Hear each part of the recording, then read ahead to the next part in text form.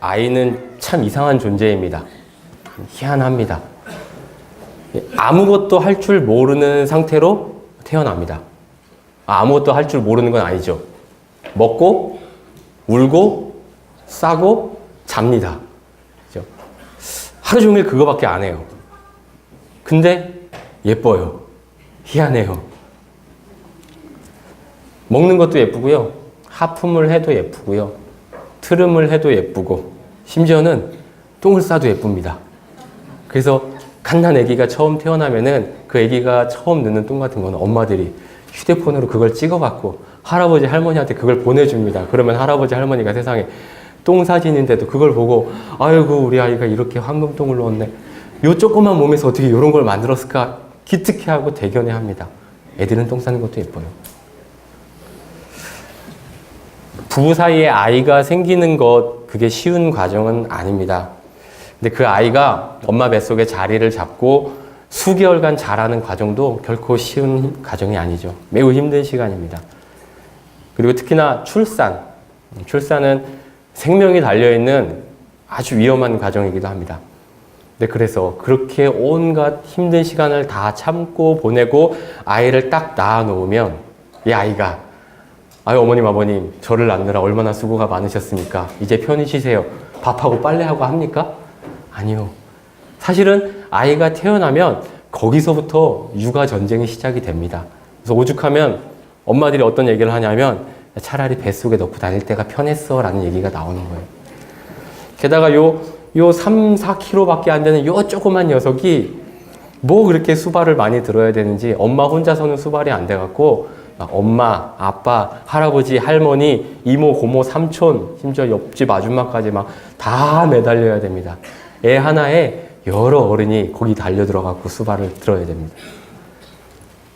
그리고 돈이 또 얼마나 많이 들어가게요?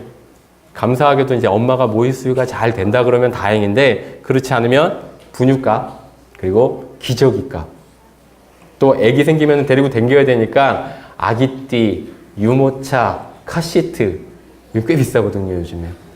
그것만 있으면 되는 게 아니죠. 또 아이들 보는 모빌, 장난감, 책 애들 입을 옷도 있어야 돼요. 내복이랑 외출복도. 근데 심지어 얘네들 입는 옷은요 한 계절밖에 못 입어요. 애들이 빨리 크거든요.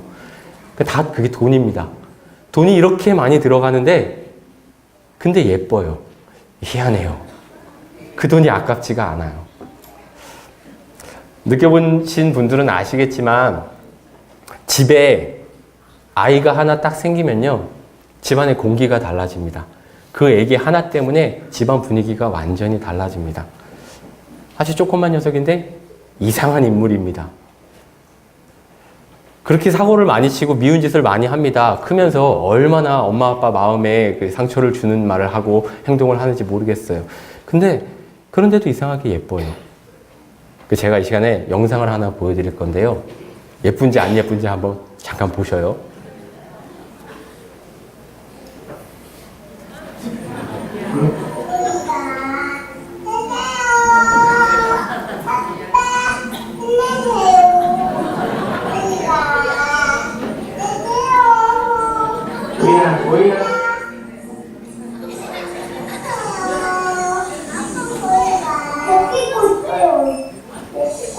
있어요. 그냥 아빠 뽀뽀해.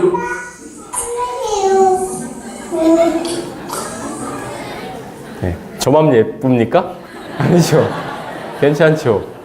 이게 급하게 자료를 준비하느라 사실은 우리 교회에 훨씬 예쁜 아기도 엄청 많은데 초상권 문제도 있고 급하게 그냥 만만한 저희 아이들 영상을 가지고 와봤습니다. 근데 저 아이들이 자라면서 예쁜 짓만 하겠습니까? 나쁜 짓 많이 하는데 휴대폰에 담긴 저 영상만 보면 사르르 그냥 잊어버리게 되고 그냥 예뻐요. 이 녀석들 이상하단 말입니다. 오늘은 그 아이에 대한 이야기를 좀 해보려고 합니다.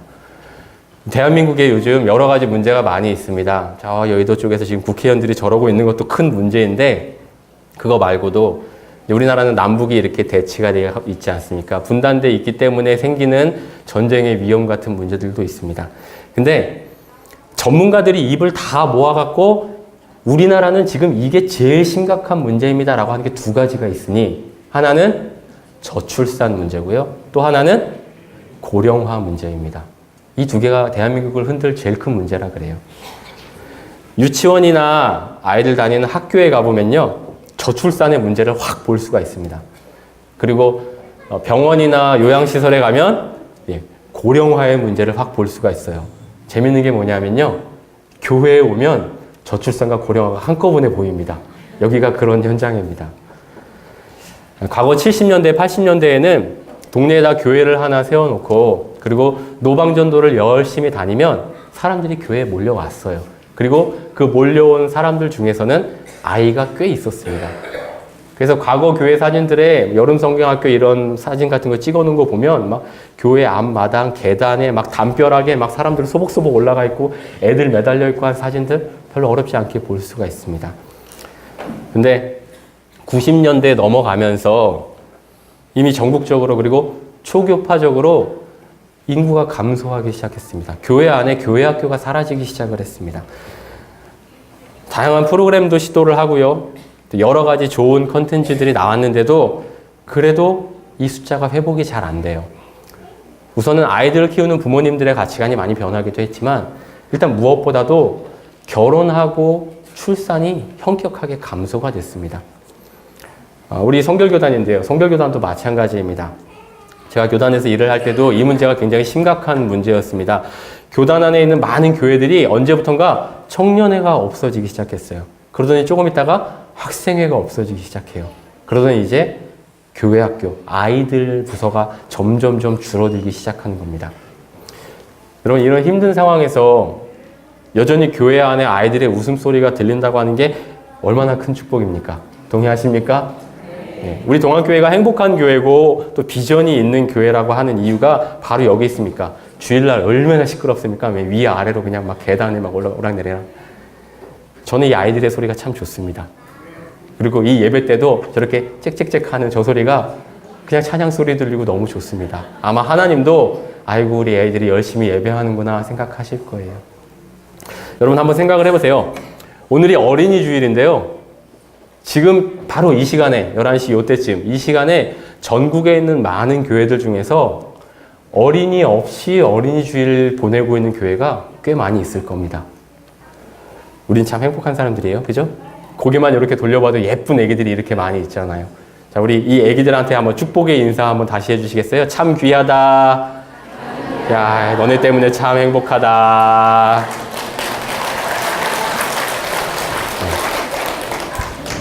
사무실 안녕. 하율이 안녕. 시우 안녕. 로이 안녕. 네. 저기 우리 유아부 성도님들이 계시거든요. 해마다 이맘때가 되면 어린이와 관련된 예수님 말씀들을 많이 듣게 됩니다. 예수님께 안수를 받으려고 사람들이 데리고 아이를 나왔는데 제자들이 이제 혼냅니다. 어이! 그리고 쫓아냅니다. 그랬더니 예수님께서 그러지 마라 하시면서 제자들 혼내키시면서 오히려 그 아이들을 예수님이 품고 안아주십니다. 그리고 뭐라고 말씀하시냐면 누구든지 여기 있는 어린아이처럼 되지 않으면 천국에 들어갈 수 없다 하신 말씀이죠. 여러분 다 잘 알고 계실 겁니다. 근데 예수님께서 아이들에 대해서 하신 그 부분 말씀 말고 이 성경에 나오는 다른 부분의 어린이와 관련된 내용을 이렇게 가만히 살펴보면요. 대체적으로 아이에 대해서 부정적으로 보고 있습니다. 아이들은 아직 덜 성숙하고 지혜가 좀 없고 힘이 부족하고 그래서 훈육이 필요하고 때로 잠원 같은 데는 애를 매로 많이 때려야 된다라는 얘기까지 나옵니다. 우리가 부르는 찬송가 가사에는 그래서 아이들에 대해서 이렇게 표현을 하는 가사가 있습니다. 어린아이 같은 우리. 제가 3부 예배 처음 설교해서 그런지 쿵짝이 잘 안 맞네요. 자, 훈이엘 찬양대. 자, 어린아이 같은 우리. 네. 어린아이가 어떻다고요? 네. 어린아이는 미련하고 약해요. 성경에서 보는 어린아이들에 대한 시각이 그렇습니다. 성경에서 사람 숫자를 헤아릴 때 여자랑 아이는 세지도 않았다는 얘기 또 많이 들어보셨을 겁니다. 우리가 오늘 함께 읽었던 오늘 본문 말씀은 어떨까요? 비슷한 맥락인 것 같아요. 사도 바울은 고린도 교회에 편지를 하면서 자신이 장성한 사람이 되어서는 어린아이의 일을 버렸다라고 고백을 하고 있습니다. 버렸다라고 얘기를 한 건 거니까 어린아이의 일이 좋은 게 아니겠죠. 아이의 때는 말하는 것, 깨닫는 것, 생각하는 것이 이제는 좀 달라졌다라는 얘기입니다. 여러분, 이게 상식이죠. 아이보다 어른이 똑똑하고요. 아이보다 어른이 힘이 셉니다. 합리적인 판단도 어른이 훨씬 낫고요. 인생의 경험도 시간을 오래 당연히 살았기 때문에 어른이 지혜가 많습니다. 비교가 무의미합니다, 사실은. 아이들이 여러 면에서 어른보다 미숙하기 때문에 그래서 미성년자한테는 선거권을 안 줍니다. 판단을 못 하니까요. 그리고 미성년자한테는 복권도 못 사게 합니다. 그리고 운전면허도 못 따게 합니다. 더 커서 하라 이거죠. 근데 여러분, 그런 미련하고 약한 어린 아이들이 어른보다 나은 게 있습니다. 그게 뭐냐면 바로 꿈입니다. 꿈. 아이들은요, 꿈쟁이입니다. 하고 싶은 게 많고 되고 싶은 게 참 많습니다. 어른도 물론 하고 싶은 게 많고 되고 싶은 게 많이 있죠. 근데 오랜 시간 살다 보면서 이제 내가 이게 안 되는구나 라는 걸 자기가 스스로 알 때가 있습니다. 몸짱이 되고 싶습니다. 근데 내가 해봤더니 다이어트 나는 안 되네. 포기. 내가 과학자가 되고 싶어요. 근데 수학 성적표 받아보니까 이 점수를 가지고 무슨 과학자하고 포기. 이런 식으로 어른들은 포기하고 자릅니다. 근데 아이들은 안 그래요. 잠시 앞으로 한번 돌아가 보겠습니다. 예수님께서 제자들 보는 앞에서 어린아이 앞에다가 이렇게 놓으시고서는 천국에 들어가려면 이 어린아이와 같아야 돼 라고 말씀을 하셨다 그랬죠. 그동안 저도 그랬고요. 또 수많은 설교하시는 분들께서 이 말씀의 핵심이 뭐냐? 바로 어린아이와 같이 순수한 마음, 낮은 마음, 거짓이 없는 마음, 그리고 그렇기 때문에 부모를 향한 무조건적인 순종, 믿음, 신뢰, 그런 것들을 이야기를 많이 했습니다. 동의합니다. 어느 시대를 막론하고 아이들이 가진 순수함이나 부모님에 대한 전적인 믿음, 신뢰는 이거는 정말 귀중한 가치가 있습니다. 마태복음 말씀에도 예수님이 어린아이와 같이 자기를 낮추는 자라고 표현을 하셨거든요. 아이의 겸손과 또 아이의 순진함이 분명 중요한 가치는 맞아요. 근데 제가 오늘 말씀을 준비하면서 저는 약간 다른 부분의 마음이 좀 와 닿았습니다. 예수님께서 천국이 이런 아이들의 것이다 라고 하신 데에는 아마 아이들의 꿈이 그 이유가 아니었을까라는 생각을 해봤습니다. 다시 말해서 아이들은 그 성장에 대한 무한한 욕구와 또 가능성이 있습니다. 아이이기 때문에요. 하나님의 나라가 이 땅에서 확장이 될 수 있도록 아주 다양하고 멋진 꿈을 꾸면서 부지런히 자란다고 하는 점이 아이의 제일 큰 특징입니다. 성경에는 이런 의미로 사용된 아이가 자란다라고 하는 표현이 몇 군데 나옵니다. 우선은 갈대 상자에서 꺼낸 아기 모세를 묘사하면서 아이가 자라매라는 표현이 있습니다. 또 기도로 얻었던 아들이 있습니다. 사무엘이죠. 아이 사무엘에 대해서 성경이 표현할 때 또 아이가 자라매라는 표현이 있습니다. 또 사사 중에서 힘이 엄청 셌던 사사가 있습니다. 나시린으로 구별받았던 아이, 삼손이죠. 삼손에게도 아이가 자라매라고 하는 표현이 앞에 붙어 있습니다. 신약 성경으로 넘어오면 이분한테 아이가 자라매라는 표현이 나와요. 우리 앞에 한번 화면을 보면서 같이 읽어볼까요? 자, 시작. 예수는 지혜와 키가 자라가며 하나님과 사람에게 더욱 사랑스러워 가시더라. 저만 읽었죠? 누가복음 2장 2절 말씀하고 누가복음 2장 40절 말씀인데요. 제가 읽겠습니다. 예수는 지혜와 키가 자라가며 하나님과 사람에게 더욱 사랑스러워 가시더라. 또 2장 40절 말씀은요. 아기가 자라며 강하여지고 지혜가 충만하며 하나님의 은혜가 그의 위에 있더라. 예수님에 대하여 묘사할 때 아이가 자라매라는 표현을 성경은 쓰고 있습니다. 이 자란다라고 하는 건요. 하나님의 섭리이고 동시에 큰 은총입니다. 특별한 경우, 어디가 많이 아픈 경우가 아니라면 아이들은 쑥쑥 자랍니다. 무럭무럭 자랍니다. 우리 유아부 성도님들을 보면 제가 많이 느낍니다. 어디 멀리 가거나 몸이 아파갖고 한 2, 3주를 안 나오잖아요.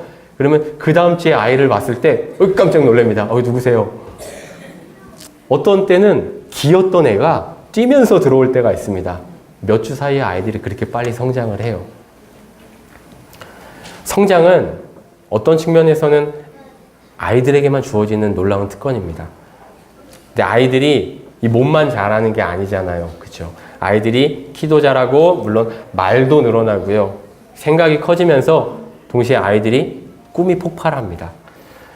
어른들이랑 아이들이랑 꿈에 대해서 이야기하는 걸 들어보면 분명히 차이가 있는 걸 알 수 있습니다. 보통 어른들이 아이들에게 꿈에 대해서 얘기할 때 질문을 이렇게 합니다. 너 이 다음에 커서 뭐가 될래? 라고 물어봐요. 어떤 사람이 될래? 라고 물어봅니다. 근데 그 질문에는 뒤에 이런 꼬리표가 붙죠. 대통령? 과학자? 목사님?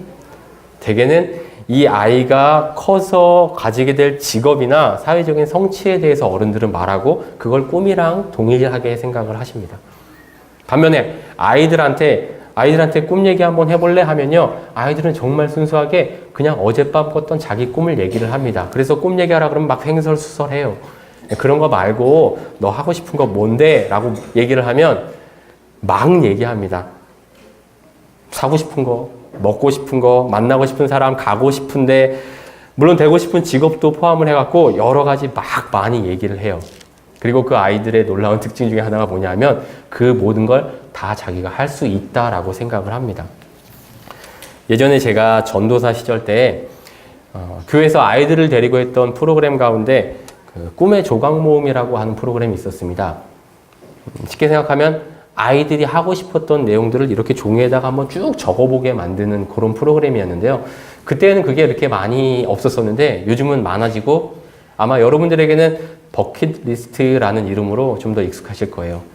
버킷리스트라고 하면 죽기 전에 이루고 싶은 일들, 소망들이라는 뜻을 갖고 있습니다. 여러분 그 버킷이라는 게 이게 물 양동이를 뜻하는 거예요.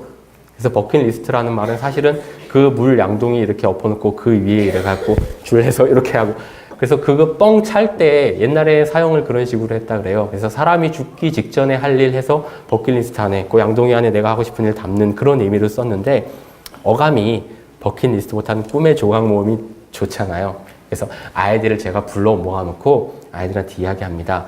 너가 지금 종이를 하나 줄 테니까 거기에다가 네 먹고 싶은 거, 샀으면 좋겠는 거, 만나고 싶은 사람, 가고 싶은데 또 네가 되고 싶은 직업 막 써봐라. 그러면 아이들은 신나서 막 쓰기 시작합니다. 한 10분만 줘도 어떤 아이들은 100개가 넘게 씁니다.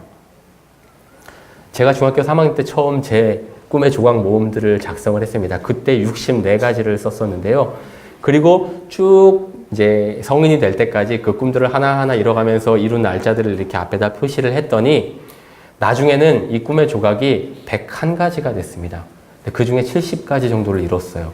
근데 제가 그렇게 해보니까 이게 의미가 있고 이 안에 하나님의 뜻이 발견이 되는 거예요. 그래서 아이들을 대상으로 그런 프로그램을 진행을 해봤는데 해보니까 아이들이 연령대에 따라서 차이가 좀 있어요.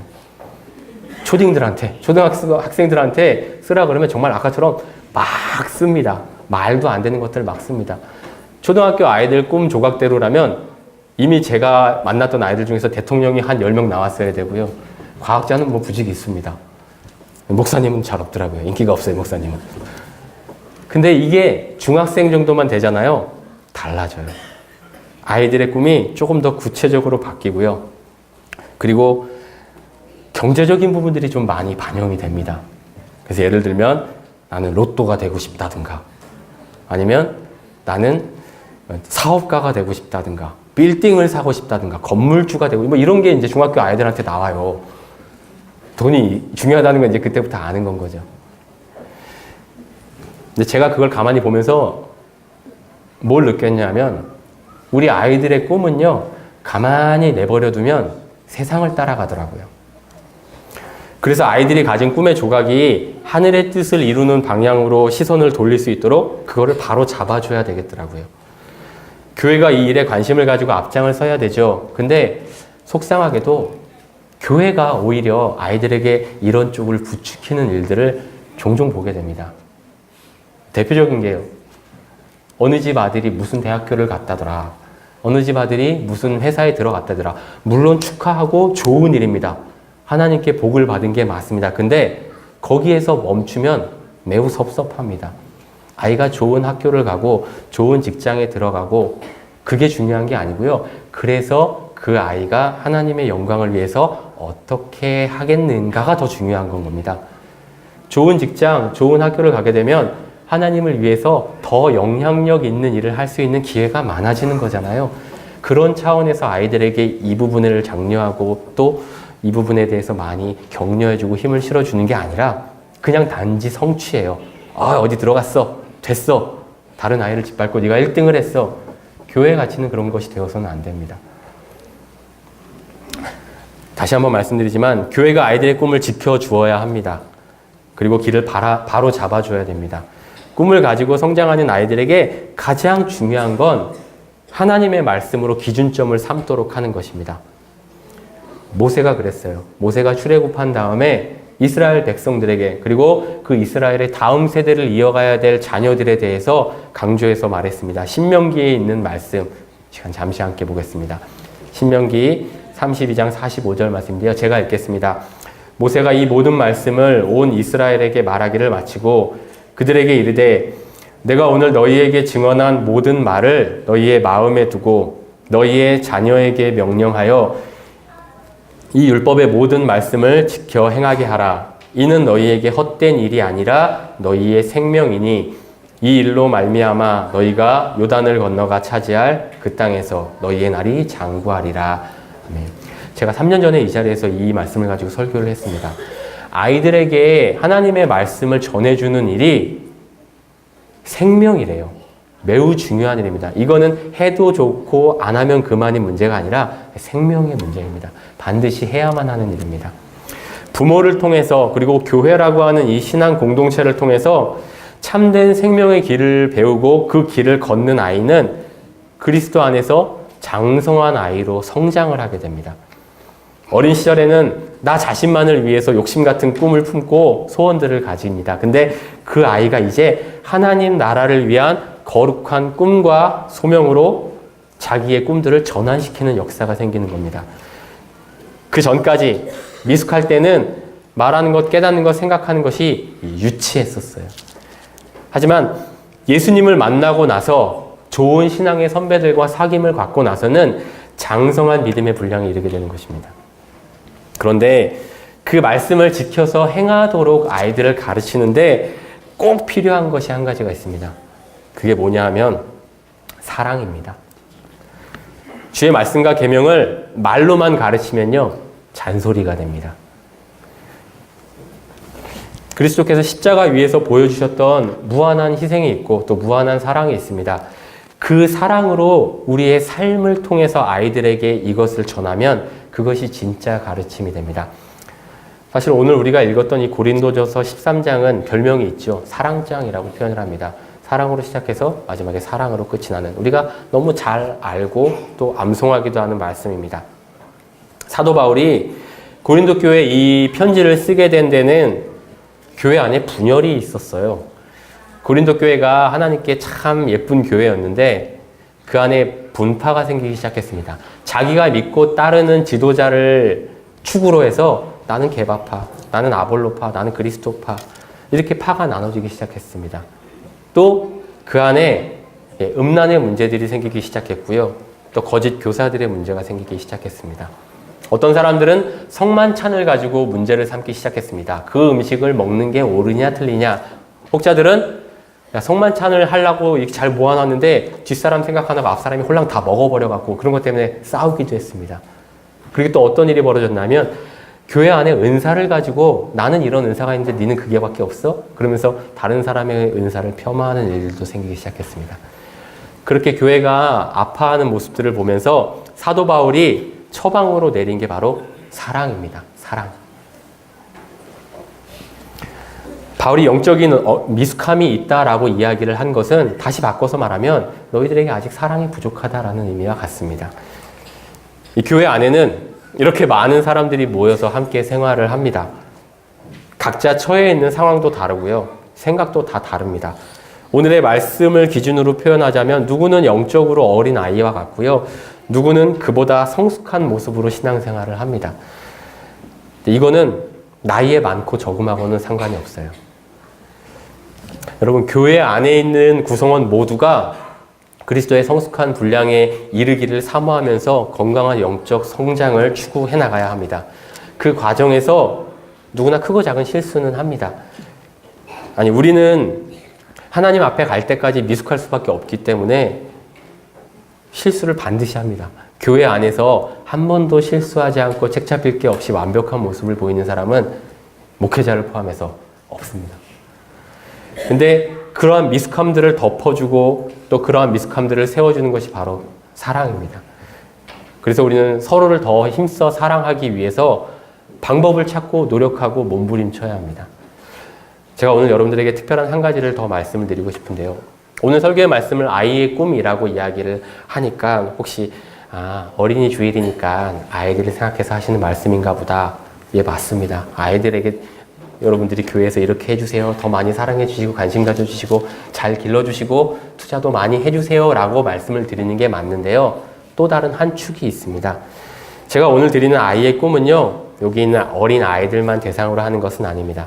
이쪽에 계시는 머리에 흰 눈 내리고 얼굴에 훈장 같은 주름살이 있으신 우리 어르신들에게도 저는 여러분들이 주님 안에서 여러분들이 꿈을 꾸는 아이가 되셨으면 좋겠습니다. 성인이 되면 생물학적인 노화가 찾아옵니다. 성장이 멈춥니다. 신체 기능이 점점점 떨어지죠. 그리고 몸이 한두 군데씩 아프기 시작합니다. 대단히 외람된 말씀이지만 요즘 제가 그게 왔어요.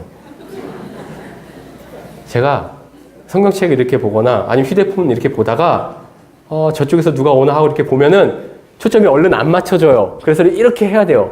이거 온 거 맞죠? 그죠? 노안이죠. 제가 눈 하나만큼은 자신이 있었거든요. 시력은 정말 좋았는데 이제 슬슬 그게 오는 것 같아요. 어쩔 수가 없습니다. 시간이 흘러가면 우리 몸은 고장이 나게 돼요. 근데 꿈은 다릅니다. 노인이라고 해서 꿈을 못 가질 이유가 전혀 없습니다.